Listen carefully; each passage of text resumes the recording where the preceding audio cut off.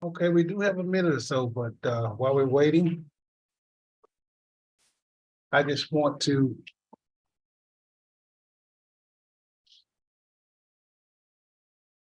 thank you. You're welcome, sir. Good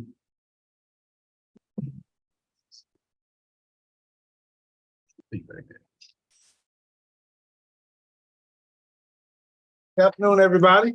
This is really an exciting day. This time, at least for right now, but every Monday that we meet to convene the business of our schools and our kids for Nash County, we are excited about what's going on with that. So one of the things that's really exciting about right now, we got an opportunity. Of course, Mr. Silver filled District 8 seat for quite a while.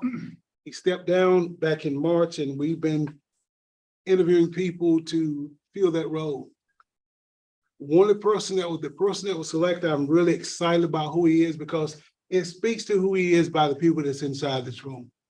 Basically, Zacchaeus Gray, he's a graduate of our very own Rocky Mount Senior High School. So we are welcoming him. We went to Fayetteville State. So I told him that was the negative part because I'm an Aggie man, but that's okay. We'll live with that. We'll live with that. But he has 17 years of educational experience. He also taught 2.5 years at Fayetteville State and 2.5 years at Stony Brook University. And he's currently employed at Johnson Lexus in Raleigh. We are so excited to have you bring a wealth of your knowledge to this board and the insight that you have and that carries with that. We also like to welcome your guests. I look around and I see you got Dr. Hines himself. Pastor, where you at? There he is. County Commissioner Andre Knight from the City Council. We got folks that's coming in that are from all over. So I just like to welcome each and every one of you to this swearing in ceremony. Without further ado, I'm going to turn it over to our very own. Let me just thank you. Well, before I say that, I also like to recognize a real good friend of the school system, Quentin Sumner. Would you stand, please, sir? Quentin Sumner has been a part, you know, it's sort of great because he's the type of person, he said, I'll do it. I'll do it. Anytime we as a school board need something from him, he's there advocating for our kids and advocating for this district. So we got a great man in that role. We may be losing him soon and my heart goes out. But we are excited. So again, thank you. Oh, I am so sorry. Mr. Charles Davis, would you please stand? I cannot. Mr. Davis, come on. Come on, you gotta stand up. Stand, please, sir. Would you please remain standing? Mr. Davis is well known. Stand, Mr. Davis. Mr. Davis represents Nash Rocky Mount Public Schools for how many years, Mr. Davis? About 40. Everybody knows Mr. Davis. So thank you so very, very much. Without further ado, I'd like to call the Nash County Board of Education to order, please. I need someone to adopt the agenda for the swearing in, please. Second. It's been properly moved and second. Questions or discussions? Hearing none. Accept. At this point in time, I would like to call Quentin Sumner, Judge Sumner, up, please, and Mr. Zacchaeus Gray. That's all right. Just good. Just good right here. Yes, sir. Right, you're fine. Right where you are, sir.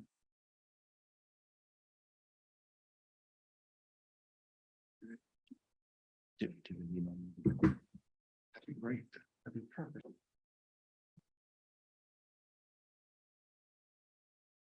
Oh, I've done this 1,000 times. Do it nights until I sleep.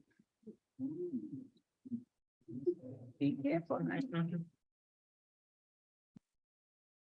So when you go and hold it. Okay. Good charge. I'll put you in the middle there.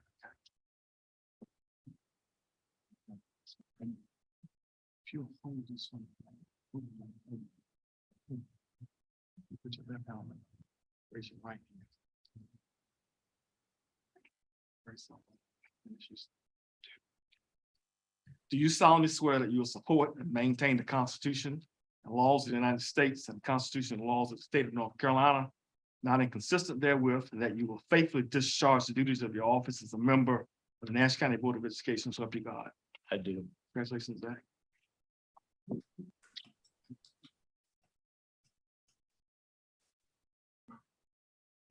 Make you official, you need to sign this. So, Mr. Gray, once you sign that, you may take your seat.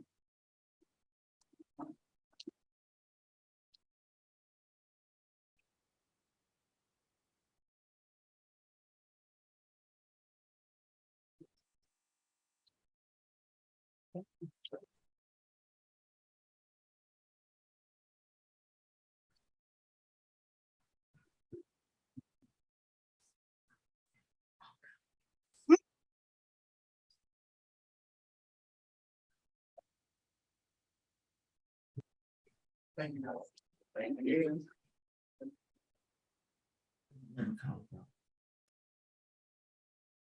Awesome. So I can officially say we are a full board with 11 voting members. So that's a blessing. Welcome. First of all, thank you, colleagues, and welcome again, Mr. Gray. We're looking forward to working with you. We know that you will be a tremendous asset to this board because you bring a wealth of knowledge about the educational system. Thank you so very much. The first item on the agenda, we were rolling with our committee meetings. We start out, we got 3 committee meetings that we need to have a discussion with today. So, and the first one is the Administrative Service and Operation. It's chaired by myself. So I'd like to call that meeting to order, please. Madam Clerk, could you read out the roll call, please?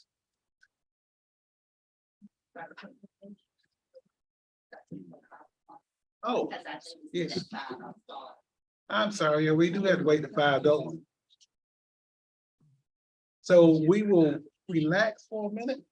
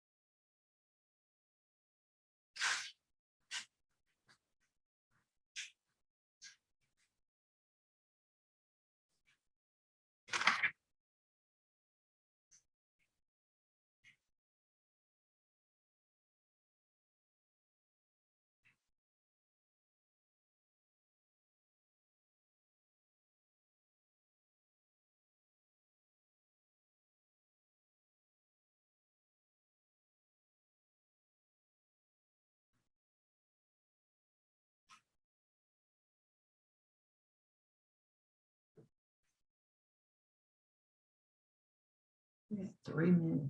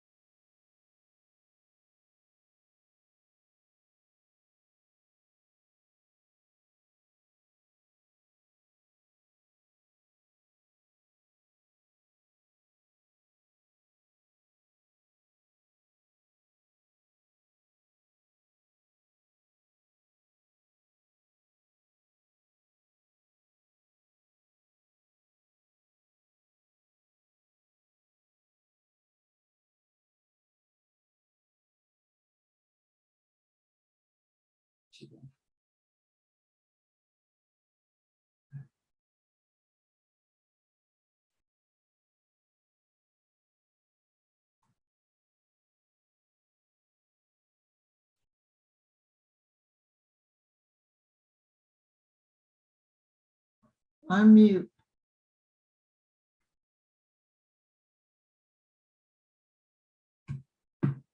I would.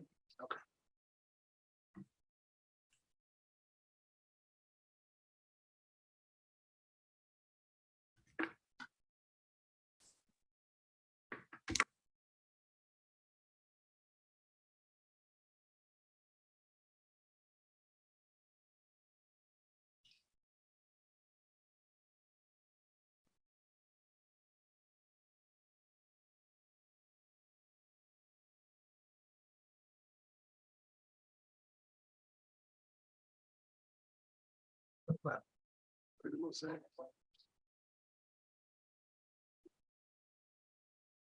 We're not gonna have closed session.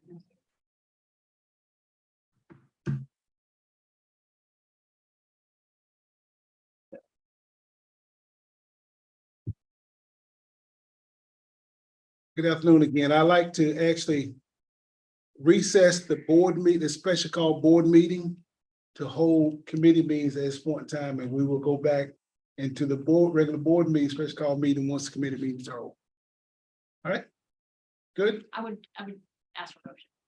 I need a motion for that. Motion. Second. Thank you. Move the second. Question discussions.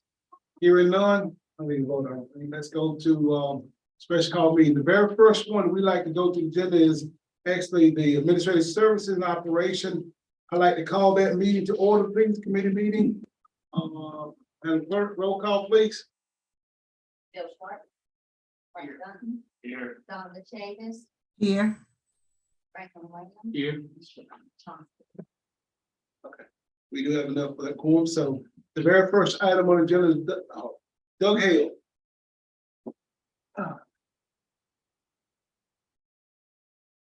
Good afternoon, Mr. Chairman, Vice Chairman, and everyone on the board. First of all, Mr. Gray, on behalf of the Finance Department, I'd like to welcome you to the Board of Education, sir. Thank you. What you have before you are the end of the year budget amendments for funds 1, 2, 4, and 8 that are submitted to you for information. Happy to entertain any questions if you have any. Thank you very much.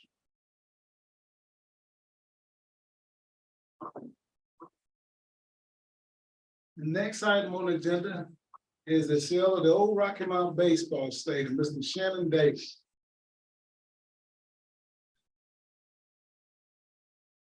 Good afternoon. Good afternoon. Baseball stadium was approved for surplus by the board in June of 2021. Was offered to Nash County Board of Commissioners for the right of first refusal per the general statutes.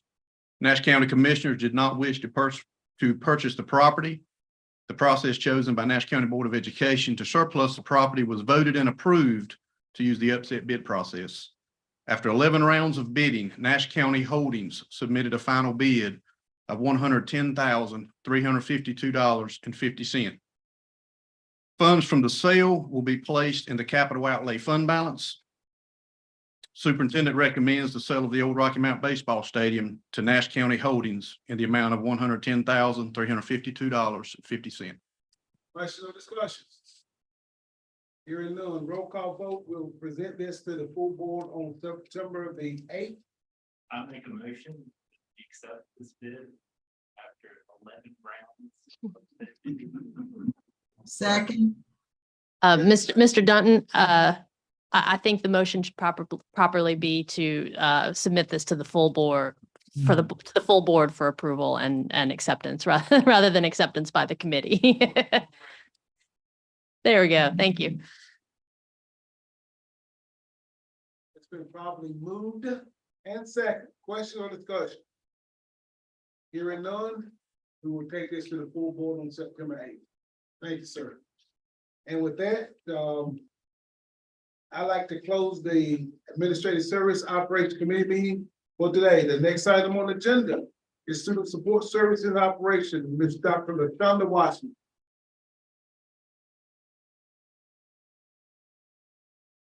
Good evening. I'd like to call the Nash County Board of Education Student Support Services and Operations Committee to order. The committee has two items for information only to be presented today by Dr. Farrell. Hopefully you had a chance to review the behavior matrix and the safety survey. At this time, I'll call Dr. Farrell to give an overview of that, but I do want to make sure a quorum is established of committee members first. Madam Chair, you want a roll call, please? I'm sorry, Madam Clerk. Go ahead. I'm here. Donovan Chavis, Here. Ricky Jenkins. Dean Edwards. Here. And Jennifer Ford. Here. All right, our quorum is established. Okay, Dr. Farrell. Okay, good evening, everyone. Afternoon. And I'll start with the Nash County Public Schools Discipline Matrix presentation.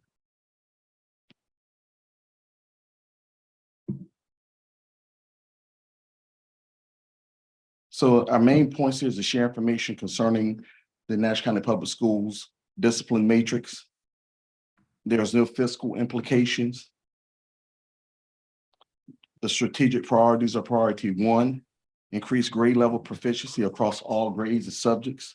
Priority 3, ensure equitable outcomes for all subgroups. Department or board staff liaison is student support services in operation.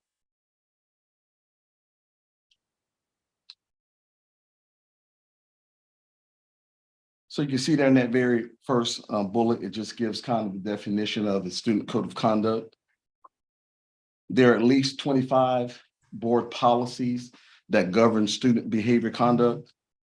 The district's diversity, equity, and inclusion team completed the Nash County Public Schools Code of Conduct during the 2019-20 school year. The document was used by schools during the 2021 and 2021-22 school years. The district's Beam team revised the document during the summer of 2022 to align with the newly created Nash County Public Schools Discipline Matrix. And if you could click on the Nash County Public Schools Code of Conduct.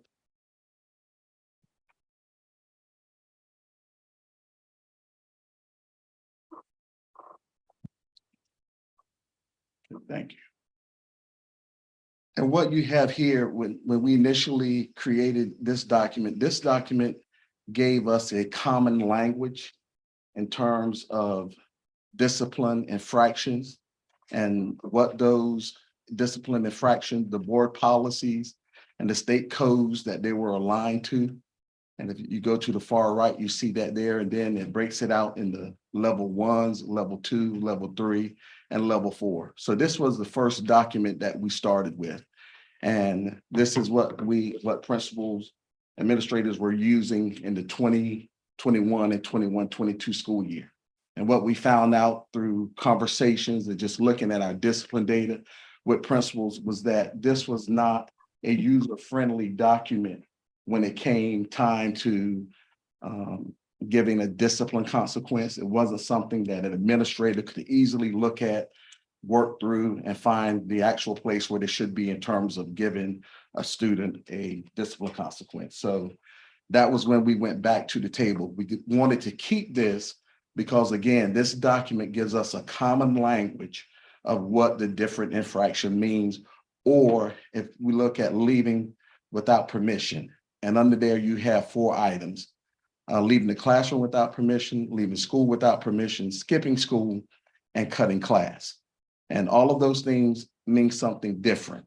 And so instead of having all of these things that a principal or administrator might mark as a discipline consequence, these are the 4 areas that should fall in. So it should be one of those 4 things. So we go back to the document. Thank you, sir. So the discipline matrix, thank you, Mr. McQueen. And you see that first bullet is a definition of what a discipline matrix is. And I just want to share that with you. So our Beam team received input from our principals.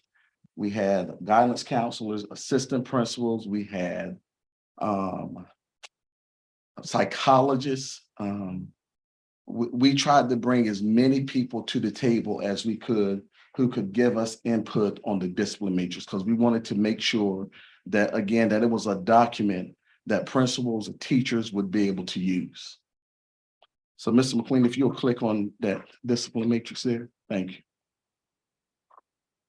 So this is the document that we came up with, and this very first part of this document is the matrix policy and offense definition. And what this does is it gives direct links to the Board of Education policies, 504 Rehabilitation Act, and IDEA.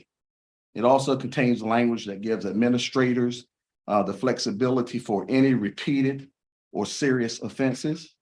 It gives direct links to bullying, harassment, and sexual harassment, the Board of Education policies. It also gives a direct link to the information about school support teams, and it shows the color codes for the level of offenses 1 through 4. So that's what that first part of the document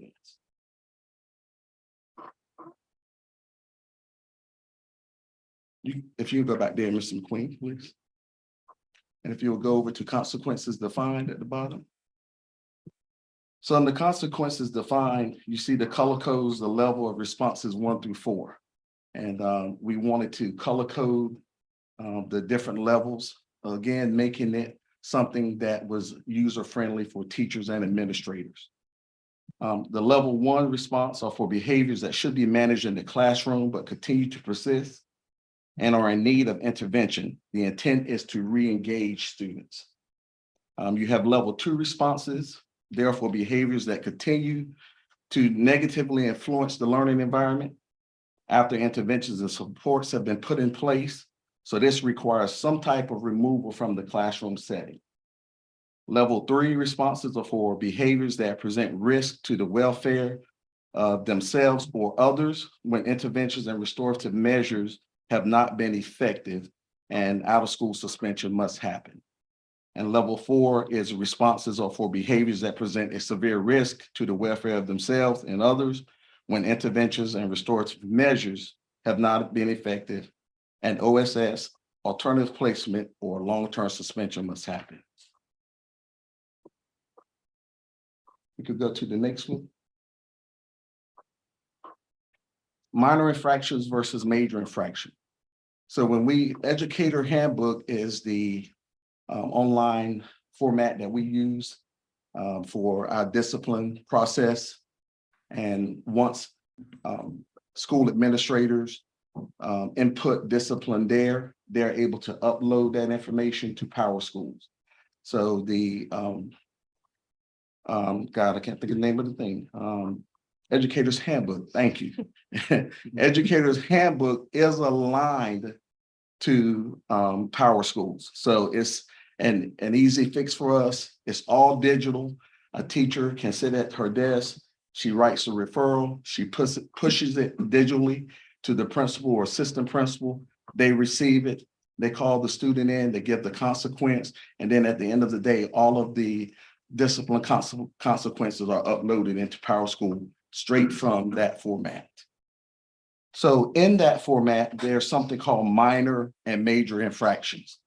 Minor infractions are for either teachers or principals or administrators when it's an event that does not require a discipline referral.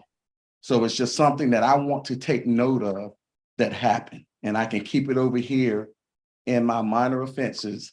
And if something happens later on, I can go back and say, this is something that I tried. This is an issue I had to deal with, but it does not require a discipline referral.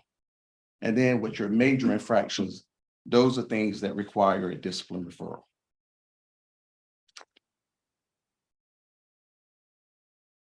So this page here is our restorative practices, strategies, and interventions.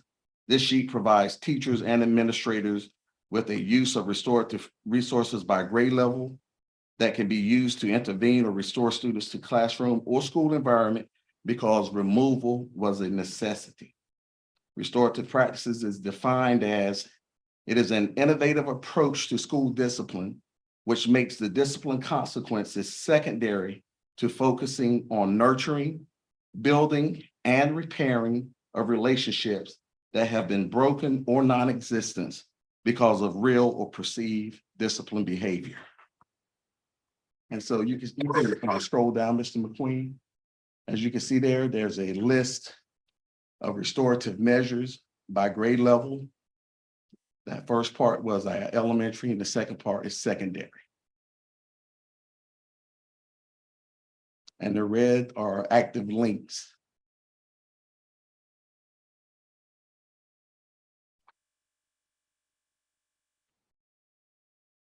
And then we have K2, 3, 5, middle, and high school. So let's go to middle, Mr. McLean. And here you can see it kinds of roll out what the behavior is. Can you scroll all the way up? Thank you, to the top there. You see it's a first offense, second offense, third offense, and then considerations. So it tells you what level is to the far left. It gives you the state code that it's associated with. It gives you the infraction, and then it gives you what the consequence should be based on the level. Yes, sir.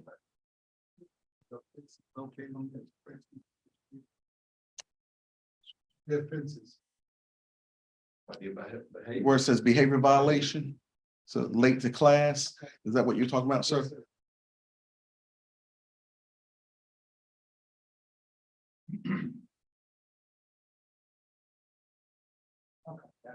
Thank you.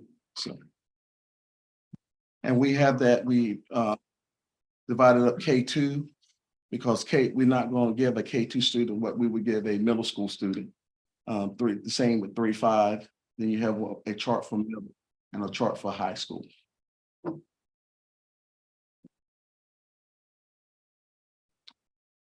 That's where I think the consistency part comes in, where you know, you refer back to the sheet. Yes, sir. What I like, because the first offense is this, second this, third is that. Yes, sir. It makes it be consistent. What we really look for to. Yes, sir. And we realize that this is not a perfect iteration of this process, that we're going to go back to the drawing board, but we're going to look at our data like we did last year. We're going to pull our data. We're going to have conversations with principals and assistant principals. And then at the end of the school year in the summer, we'll do just like we did this summer. We'll get individuals to the table and we will talk about the things that worked, the things that didn't work. If we feel like in a level, the discipline consequence was too much, then we know that we have data that says that we need to back that down. We're also planning to do some training with restorative practices to help our administrators in terms of getting a better handle on how to intervene with some of these discipline situations that are happening. Some of these discipline behaviors, I mean, they're just what they are. If a student walks up and punches someone in the face, that's not going to be an intervening, that's going to be a consequence. But what we want to push administrators to do is once that student comes back to school, let's talk about that issue and what supports do you put in place so that that particular behavior doesn't happen again.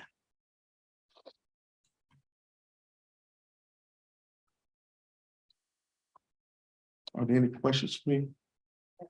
Just observation. I did note on one of them that mindfulness was one of the practices to be considered. And I think that's very positive. Yeah, I had a question. I'm not sure how to ask it other than to ask it. I know Evelyn brought up when we discussed discipline prior that our numbers, I guess nationwide, are not reflective of what our demographic is. That was the cause for concern. I know just putting this in place doesn't necessarily address that. Was thought given this summer as we're creating this matrix to what we're trying to get a better handle on, or I guess better account for with our Black men? So one of the things that when you look at discipline data across the nation and throughout school systems in the US, one of the major factors that causes such disparity between Black students and other subgroups is that you have these discipline infractions that are vague, like insubordination.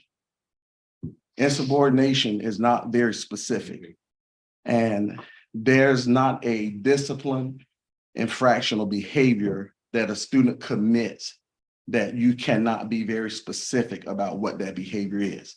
And so what you find out when you look at data throughout the state and data throughout the nation is that often these, the behavior, the discipline consequences are skewed as it relates to African-American students because they get more days out of school, they get more days in school, or they get more referrals for some of the same behaviors that their white and other subgroups are committing within the same school environments.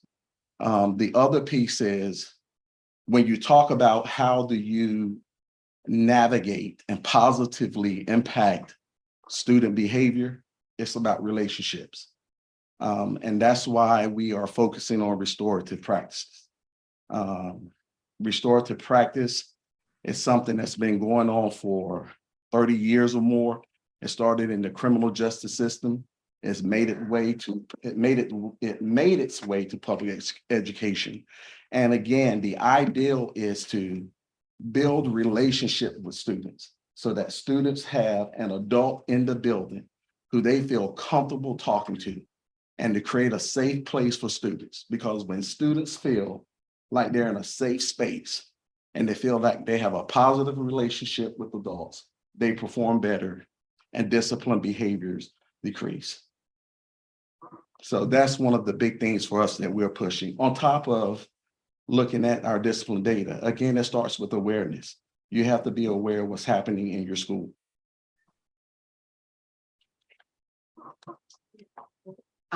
Dr.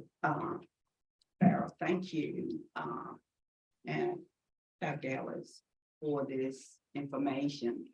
And my intent was to get with the two of you, and I've been in and out of town this summer, so I really have not followed through with that, but that is still on my bucket list to do. Yes, ma'am. And one of the things that I would like to ask for when we do have that meeting is that I would like to take a really close look at our middle schools. Yes, ma'am. Because I really want to see the numbers for our middle school. And we can talk about that later if you like. Yes, ma'am. But this information that we do have is excellent, and I commend you and your staff, both of you, for this information. And I look forward to delving more into it with you. Well, I would, if I stood up here and took credit for it, it would be downright a shame. Yes, ma'am, because the Beam team, they did a lot of work. I was kind of sitting around saying, but they were the ones who were actually in the trenches doing the work. And you're to be commended for recognizing your staff. A lot of folks would take the credit and move on. So you're to be commended for recognizing that you didn't do this by yourself. You had help. And I certainly do recognize it. And I like the fact that the staff is working together on that. And I will get back with you to see when we can actually meet, because I want to delve more into this and see what it is that we as a board can do to help this issue along. Yes, ma'am. Yes, ma'am. And I think this is a good first step. I What think we so. talked about. It is. Because anytime you start messing with discipline and behavior, people think you're gonna allow kids to do whatever. And we this is, you're not giving up that, you're just recognizing, because I know Dr. Farrer every month now, puts on me for pushing data. we're gonna look at it, that's where it starts, that's where the conversation, but I like the part where a teacher, when they don't know what to do, they can go up there and look under restorative practices or something. The worst thing we can do is suspend kids and they come back and just show up. Not worth anything with them when they just show back up. So if we can do something, I think that'll be a good start. I'm going to piggyback on that as well. I think you guys did a phenomenal job as far as rolling this down. And I think also how you continue to monitor the data and track it from your staff administrative side. And it flows from top down. So if they see your concern, they flow through the same process. So I just want to thank, again, because you guys, you could have rolled this out and just left with your monitoring that data and the administrative, the staff inside schools know that you're monitoring. So they're more aware. So thank you so much. Yes, sir. Thank you. Right, ready? to move on? Yes, ma'am. Further questions? I do want to add that I felt the tool was very complex, but it was necessary. And I feel that as, you know, the tool is used, that the familiarity with the tool will get better.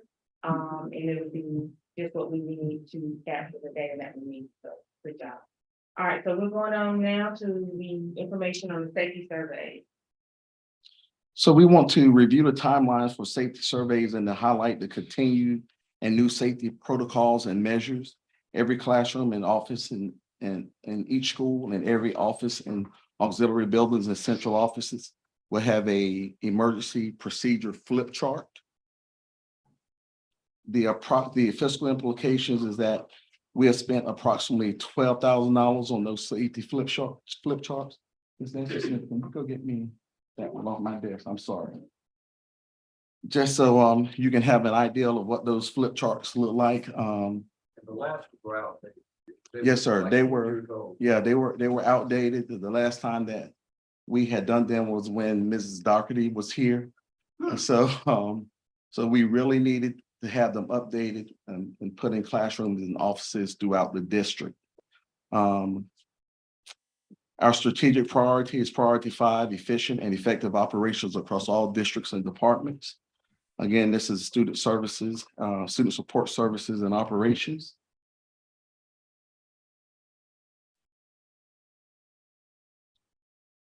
Thank you, sis. And I'll just let you can see that there was money well spent. And when you think about that, we have approximately between the classrooms and offices around 1,800 classrooms and offices to fill. And to have a book that gives us that type of information, I think it was worth the cost. Any questions regarding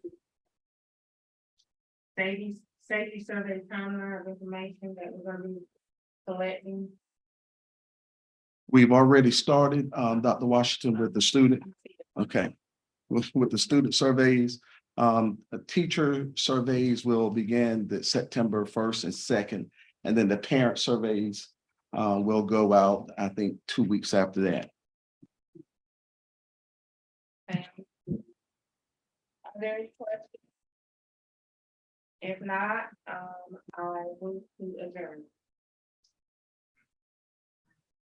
Thank you, Dr. Washington. The next item on the agenda for committee is the Academic Services and Accountability Committee. Call vote, please, Madam Board Clerk.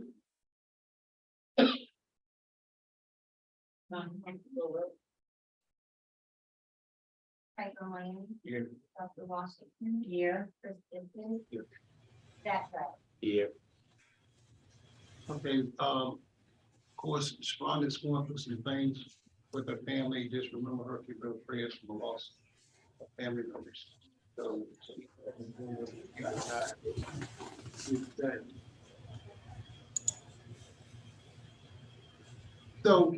first item on the agenda, Cte Monitoring visit, information on it, Mr. Craig.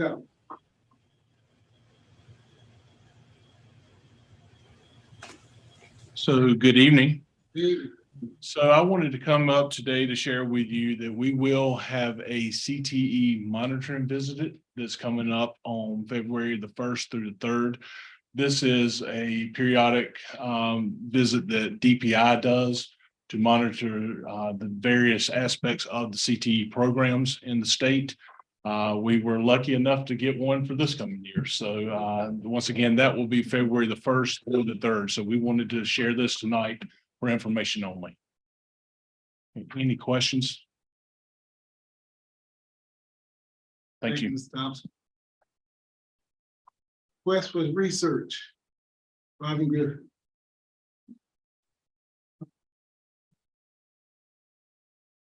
Good evening.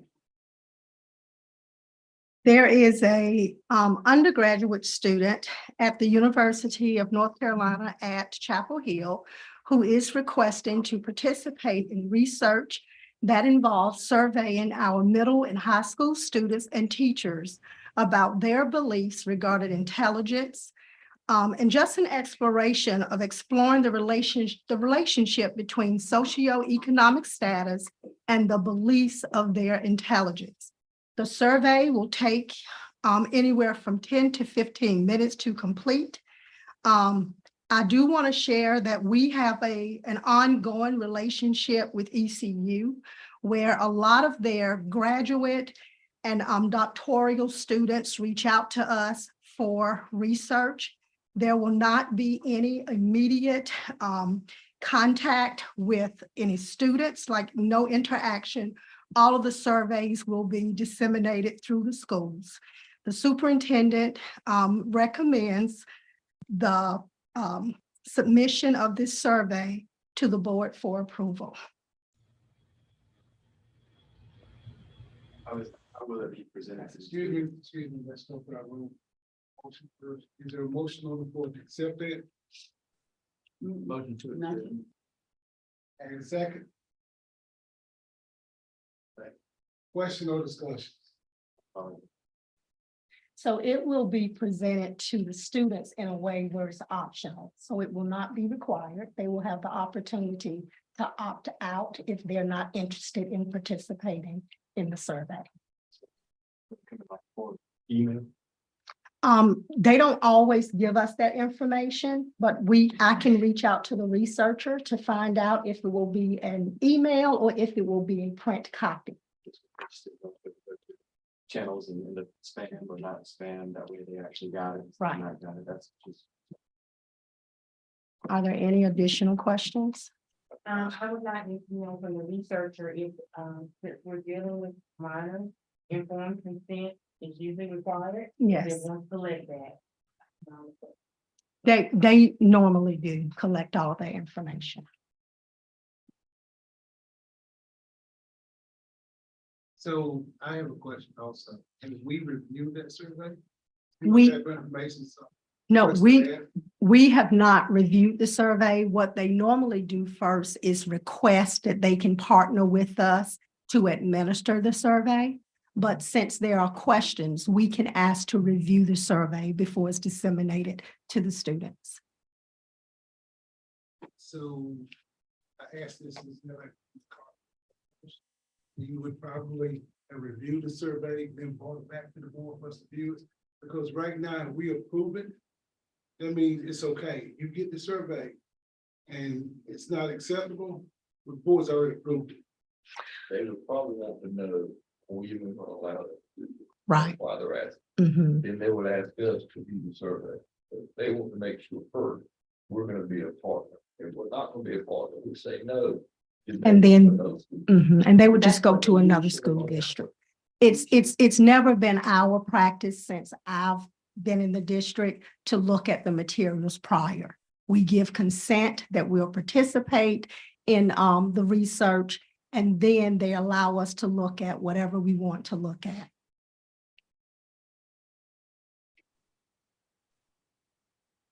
Any other questions? The roll call vote, Madam Clerk, to present this to the full board. Yes. No.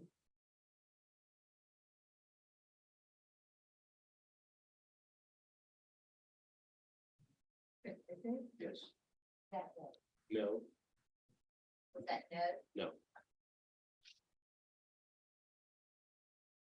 So, Dr., since Sean is not here and I'm accurate instead, I'm gonna say no. Sharon. I'm gonna say no as well. Okay, You want to? Yeah, that's what I'm gonna say, especially. Go ahead. Yeah, so as long as, you know, we can bring back the information that addresses the concern, like the parental consent, what else did I hear? Question, that's a question. Right, it's gonna be administered during the school day. That's not, I don't have. Okay, got it. All right. I think those two were in those. and you also wanted to see the questions and you asked for, the consent. Right, so we're not saying if they first the information and then we can recommend it to the Mhm. full board. Okay. The next item is the alternative school accountability model for 22-23. Legislation and state board policies require that each alternative school declares yearly which adjusted accountability model that it elects to use. The alternative accountability system is a supplement to the school performance grades. Tar River Academy has opted for the modified school performance grades since its inception and has performed well under this model. To clarify, the weight of indicators for this model would be 20% persistence, which means students who stay in school once enrolled in the alternative school setting, 20% achievement, which would deal with proficiency, and 60% growth. The designations under this model would be progressing, maintaining, and declining. So the superintendent recommends approval of option B for TRA for the 22-23 school year, and there is not a fiscal implication required of this proposal. In a motion, Right here, move that we recommend option B for Tar River Academy to the full board. and probably moving. Second question or discussion? Hearing none, roll call vote, please. Yeah.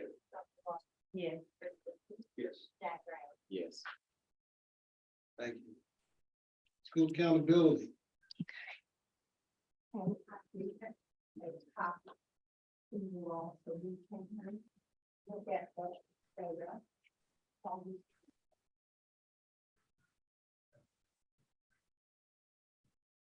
Thank you.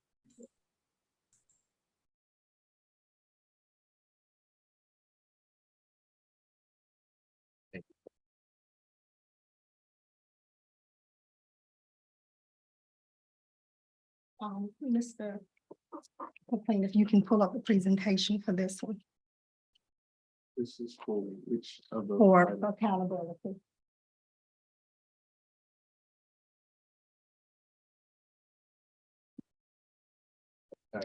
Document, is this what you're looking for?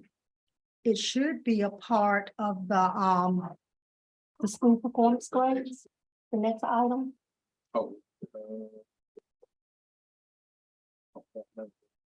School accountability. Okay, can't see it on No, the. I don't see it either. Yeah. It's not for public consumption, but the school board should. Okay, is there a way for us to get Mr. McQueen a copy of the presentation without opening up Assembly? Definitely, but it's still gonna be viewed publicly, if that's the issue. Right, but what's in the presentation? I guess the difference is it the date, is there data that's? It's a it's part the of- release of accountability data that Mhm. should not be publicized until it's approved by the state school board. Right, and is that data included in the presentation? It is. But you know what? It's actually in your folders, so Yeah. I'm gonna put on my teacher hat and I'm gonna walk you all through it. So as you all know, the U.S. Department of Education did data. Scores don't, yeah. Everything else is the same. It was the data that was the issue. Probably click that one slide. I think it's like one or two slides. Because the data is in part of it, right? That's correct. Yeah. Until the state season. Until September 1st. So while Tremaine is doing that, I'm just going to give you some background information. And that is that the U.S. Department of Education did not waive any of the federal testing and accountability standards for the 21-22 school year. As you know, the accountability standards were waived the first year of COVID and also last school year. North Carolina did submit an addendum, and the following federal adjustments were approved. The federal long-term goals for achievement, graduation rate, and EL progress, federal participation reporting of EOC assessments, and to modify the methodology to identify and exit schools for support and with the federal designations. The North Carolina legislature did not allow any adjustments to our state accountability model.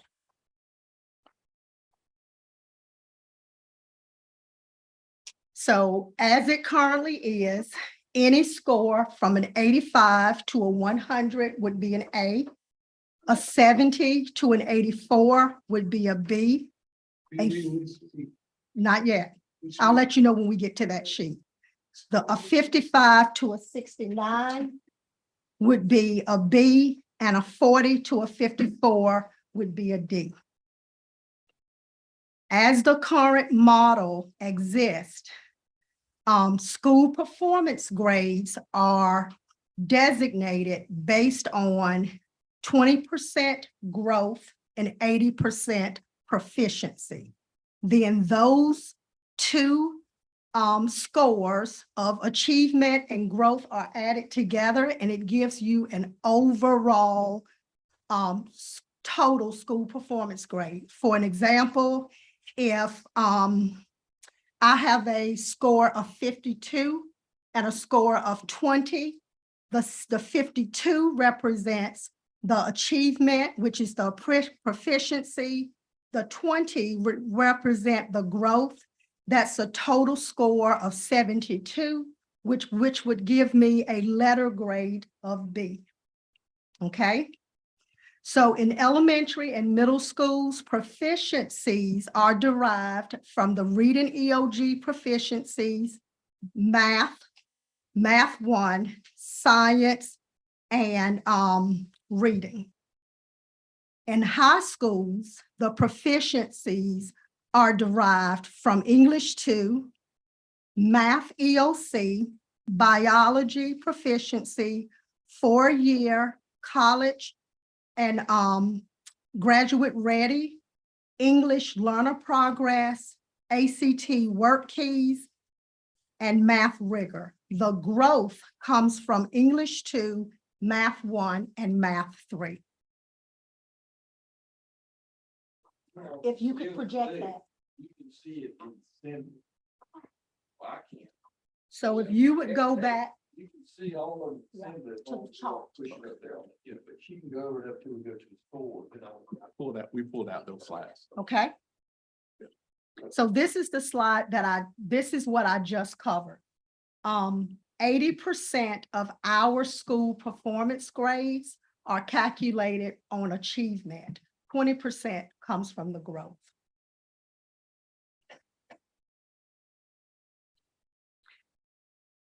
If you would go to the next slide that talks about the state identification of schools, and I'll let Ms. Wallace come back and talk about the federal.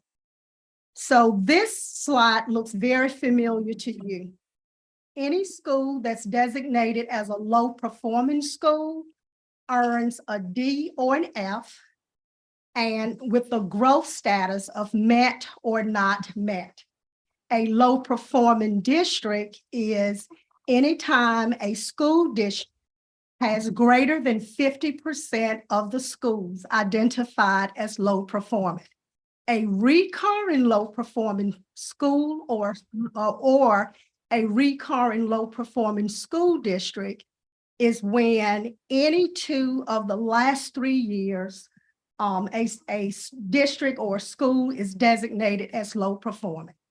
So if you look at the chart at the right, there's a 15-point scale. So you'll see from an 85 to a 100 school performance grade is an A, 70 to 84 is a B, 55 to 69 is a C, 40 to 54 is a D, and anything below a 40 would be an F.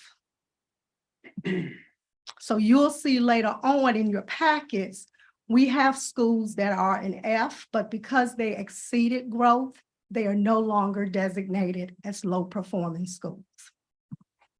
If you would go back one slide. And I'm gonna allow Mrs. Wallace to come up and talk to us about the federal school identifications, because we have state identifications, but we also have federal identifications.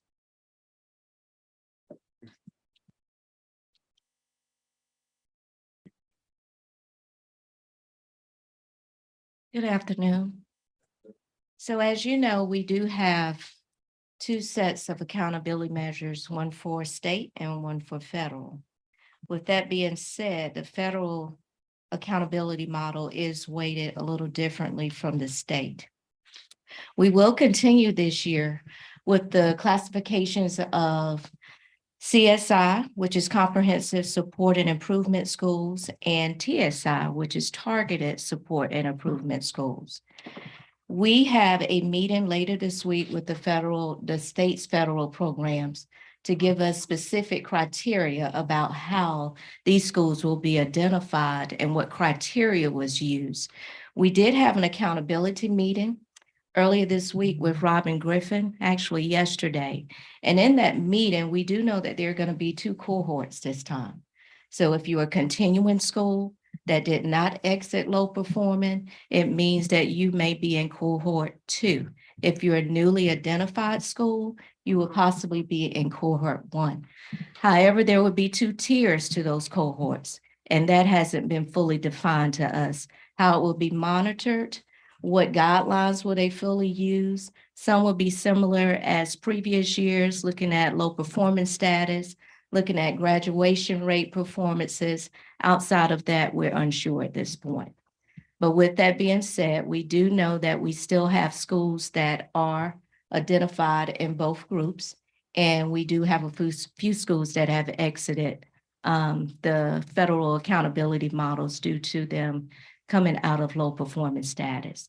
As that information is shared with us, we'll be sure to make sure that you're informed. Any questions about the federal? I know that was a lot. It's a lot to keep up with. But I do know that how it will be monitored is going to be a challenge. That's what we're not quite sure of, because there'll be 2 sets now. I'm assuming there'll be a whole lot more sitting in. And the lowest 5% would still be a qualifying factor, but that's the same as low performing. Okay, thank you. Thank you, Ms. Wallace. So in your folders, we've made copies of our data for this school year. We had 15 schools that received the low performing designation, and you have a copy of those schools in your packets.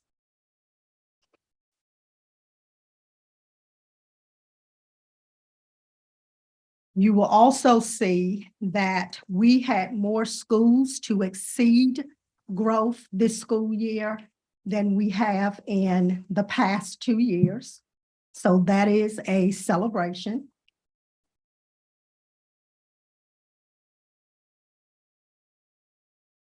You will also see, if you look at the school performance growth trend data, it captures that in 2019, 2020, and in 2020, 21, we were not measured on growth. But it does show the trend data for 2017-18, as well as 2018-19, as well as last school year, which is 21-22.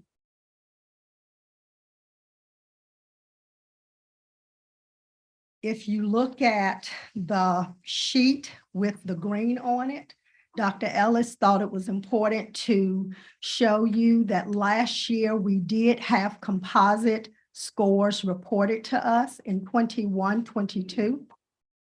And the green indicates the progress that schools made. But because the state uses a program that looks at statistical similars, and they look at the historical testing data of students for some of our schools, they just did not make enough progress to either meet growth, exceed growth, but most importantly, you'll see that several of our schools regressed and went back.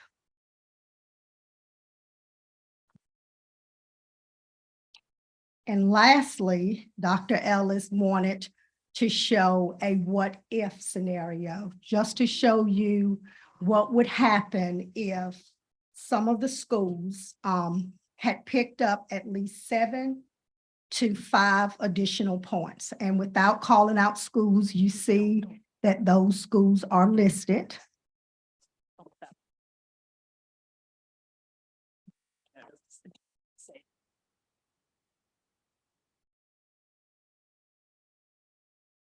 So our goal is to put supports in place to make sure we restore some of our schools that were consistently meeting growth and that were not low performing.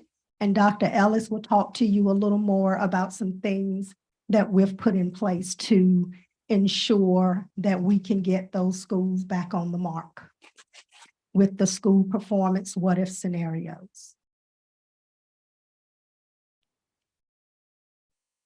So I'm gonna first say, to me, we're not where we need to be. But I wanted to make sure we showed those 2 years of COVID pushed us back, especially that second year. I want to make sure you still refer to the green sheet of the progress we made this year, trying to push back up. Another one I want you to think about is, now, and I think Mr. Sharp talked to me about it. He said, well, how do you get out of low performing? So you get out of low performing by not having, you have to have less than 50%. So we had 24 schools measured. That means if you had 12, you're low performing. You have 11, you're not. You look on that scenario piece, you just had 3 points at a certain school. I don't say a name. You got 3 at another one. You got 5, you're out of low performance. Now, I'll say this. That means we could have gotten out of low performing during a pandemic. So I'm very excited about this year because it means something when we are starting back with a little bit of normalcy around. But it's not where I'd like to be or this district wants to be. But if you add about 4 or 5 to some of these other schools, you're pulling about 8 out of low performance. If we do that, we won't be a low performing. But 3 or 4 points kept us from being out of low performance. I wanted to make sure that how close we're getting to get out of this low performance in spite of a pandemic that happened for 2 years. The reason why the state, and I'll be honest with you, it shocked me that the state kept the same guidelines, the ABCs or accountability model. It surprised me because a lot of things happened last year and I was just shocked that they did this. But we're going to play by the rules. When Ms. Wallace talks about federal now having 2 sets, that's telling you when these scores get released, there's going to be a lot of districts sitting probably where we've been in all. So I think it was a surprise that the state didn't make any changes. But as I've always said, we play by the same set of rules like any other district. But it is good to know that during these times, if we could just get 3 to 4 points, y'all, that's like 10 to 15 tests at each school. It'll bring us out a little point. And I'll be honest with you, I know it takes a lot of years to get out of that pandemic, but we're making growth. And that's what you want. We had a school that made an F, but exceeded growth, which means they're not low performing. So when we start talking about principals, strategic plans, what they want for their school, we're gonna tell them, one of the goals is, you're gonna need to increase 5 to 10 points. Right there, if we do 5 to 10 points, they're gonna be out of low form. The next one would be to just make sure we exceed growth or we meet growth. Every kid should go into school for 1 year and make growth. And that's one of the goals of the sector. Right in their plans.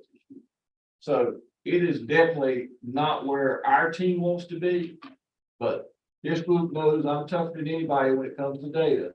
And I'm gonna share it with you, but I also want to make sure we see how close we almost cut out a low performing at a time where it's gonna be a whole bunch of systems sitting looking. So I'm proud of what's happening and I'm really excited about what we're gonna do. And in conclusion, we would be remiss if we did not celebrate Edwards Middle School, who was no longer a low-performing school, and it was a recurring low-performing school. Rocky Mount Middle School, which is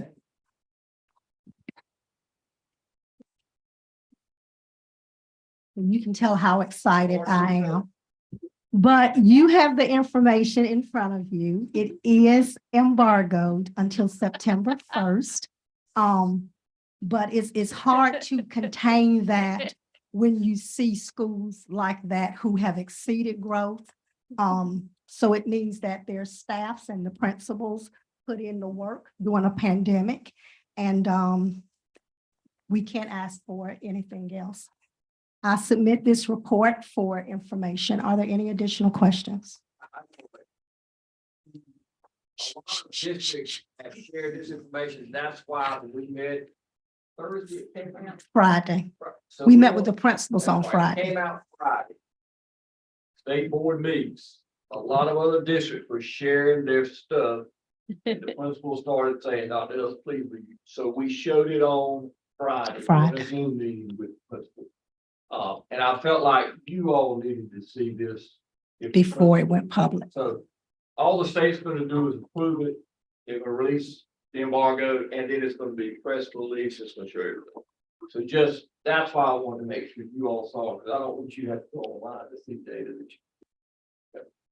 So we try not to tell names or anything. It was hard not to. Thank you. Yes, sir.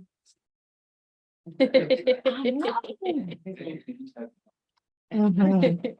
Well, I don't look good in orange. Oh, boobs. Let me just read. Really excited.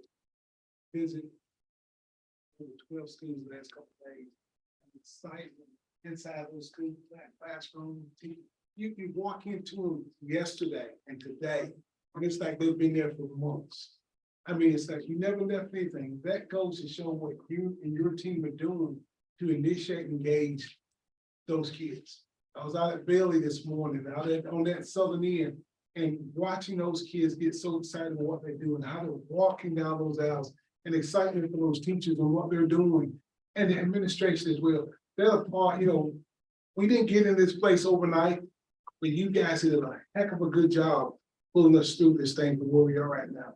So you need to be commended. I'm with you. I'm excited about what we can do and what we are doing. And Dr. Ellis said, when we've been there, we want to be that example. Every other district. Absolutely. This is where we're going. This is our time. Thank you.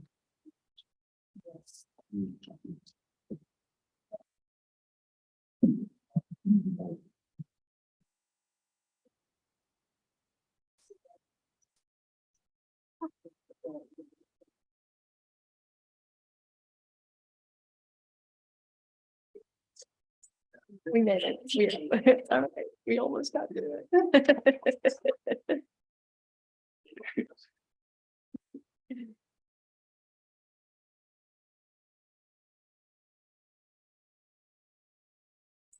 So, Ms. Nancy Smith, that concludes the Academic Service and Accountability Committee meeting. Adjourned. Next part of the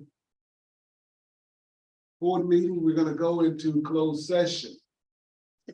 So I think I would just formally reconvene the special, yeah. Right. So we would like to, at this point in time, to reconvene our regular special call board meeting at this time. Ready?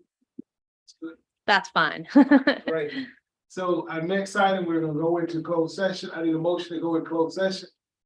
I made the motion that we go into closed session pursuant to General Statute 143-318.11A 1, A3, and A6 to prevent the disclosure of confidential personnel files under General Statute 115C-321 to consider matters related to initial employment of an individual employee, to prevent the disclosure of confidential student records under General Statute 115C-402, and to consult with the board's attorney in order to preserve the attorney-client privilege. And a second? Second. Probably moved and second. Question or discussion? Hearing none. Closed session. Yes.